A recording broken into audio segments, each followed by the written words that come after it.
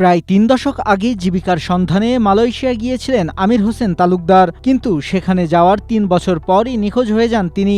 দীর্ঘ ২৭ বছর কোনো খোঁজ না পেয়ে স্বজনরা ধরে নিয়েছিলেন তিনি হয়তো আর বেঁচে নেই। অবশেষে সেই ধারণা ভুল প্রমাণ করে দেশে ফিরছেন আমির।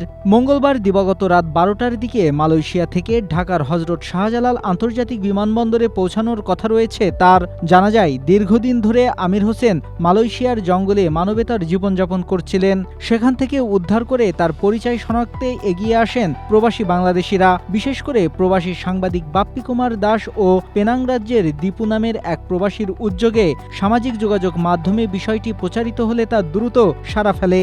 পরবর্তীতে পরিবারের সদস্যরা আমির হোসেনকে শনাক্ত করেন। এরপর মালয়েশিয়ায় বাংলাদেশ দূতাবাস প্রয়োজনীয় যাচাই বাছাই শেষে তাকে ট্রাভেল পাস প্রদান করে দেশে ফেরার ব্যবস্থা করে। আমির হোসেন তালুকদারের বাড়ি শরীয়তপুরের নড়িয়া উপজেলায়।